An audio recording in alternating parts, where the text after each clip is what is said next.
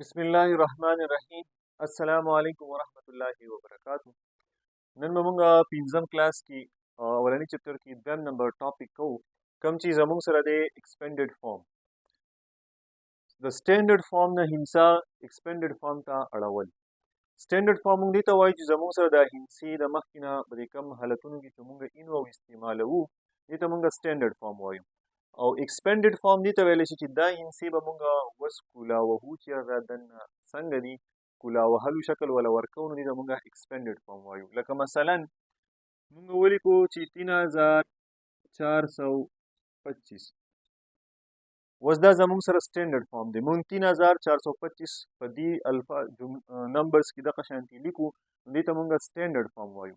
خو ایکسپینډډ فارم مطلب دا دی چې موږ به دې کې وګورو چې زموږ سره زرګونه پکې څو دي، سوونه پکې څو دي، دسې پکې څونه دي او ماتې پکې څونه دي، نو دې ته موږ ایکسپینډډ فارم وایو. نو په دې صورت کې که موږ وګورو نو موږ وایو زموږ سره پکې زرونه څو دي، 3,000 او سوونه پکې څو دي، 400 او دسې پکې څو دي، 20 او ماتې پکې څو دي، 15.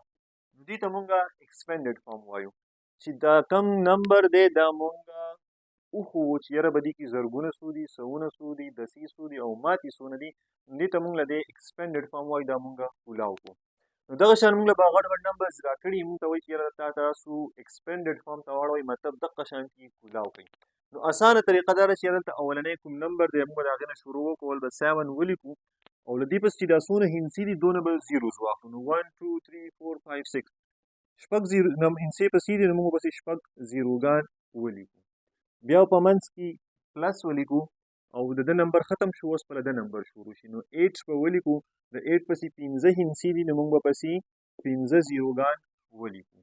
بیا په منځ کې پلس ولیکو او اوس د 5 نمبر دی، نو 5 به ولیکو او ورپسې 4 هندسې دي، نو 4 زیروګان به ولیکو. بیا پلس 9 به ولیکو، ورپسې 3 هندسې دي، نو 3 زیروګان به ولیکو.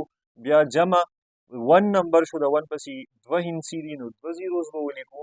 بیا ورپسې د 2 نمبر دی، نو پلس 2 او یوه هندسه ورپسې ده، نو 1 زیرو به ولیکو. بیا پلس د 6 نمبر دی، نو 6 به ولیکو، ورپسې چونکې هندسې نشته نو زیروز به پسې نه لیکو. نو دا هندسه مونږ سټینډرډ فارم ته واړوله.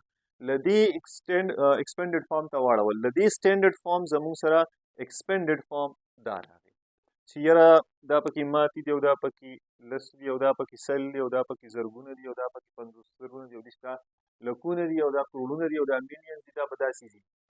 نو موږ ته به دغه شانتي چې کوم نمبرز راکړی شوی وي او موږ ته وایي چې یاره تاسو ایکسپینډډ فارم ته واړوئ، نو سمپل طریقه دا ده چې یاره موږ به د سر نه شروع وکړو، هغه اولنۍ هندسه به لیکو، ورپسې چې څونه هندسې دي هغې په ځای به زیروز لیکو. بیا پلس دویمه هندسه څونه هندسې هغومره زیروز، بیا پلس په منځ کې به موږ پلس پلس لګو او هغه هندسه به لیکو. اوس راځو یو بل مثال اخلو. 1 2 6 9 3 0 دا زموږ سره یو نمبر دی او موږ ته وایي چې یاره تاسو ایکسپینډډ فارم ته واړوئ. نو سمپل کار دا دی چې موږ به د اولنۍ هندسه ولیکو 1 او ورپسې چې څو هندسې دي هغومره به زیروګان ولګو. 1 2 3 4 5 15 هندسې پسې دي، نو موږ به 15 زیروګان ولګو. په منځ کې جمع، بیا د ده نمبر ختم شو، اوس 2 به ولګو، ورپسې 4 هندسې دي، نو 4 زیروګان. بیا جمع دا چې به ولګو، د ده نمبر هم ختم شو. چې پسې 3 هندسې دي، نو 3 زیروګان، د ده نمبر هم ختم. په منځ کې جمع، بیا به 9 ولګو، ورپسې 2 هندسې دي، نو 2 زیروګان، د ده نمبر هم ختم. نو په منځ کې جمع 3 به ولګو، ورپسې یوه هندسه ده، 1 زیرو به ولګو او جمع صرف زیرو دی، نو زیروز به ولګو ځکه چې ورپسې بله هندسه نشته. نو دا زموږ سره د سټینډرډ فارم نه ایکسپینډډ فارم ته تلل دي، کوم چې ډېر انتهایي اسان کار دی او اسان کوېسچن دی چې بس هغه هندسه لیکل دي، ورپسې څو هندسې دي هغومره زیروز لګول دي او د هغې پورې به ځو څو پورې موږ اخرنۍ هندسې ته نه یو راغلي. خو چې کله موږ د یوې هندسې نه بلې هندسې ته اوړو نو په منځ کې به موږ پلس پلس لیکو.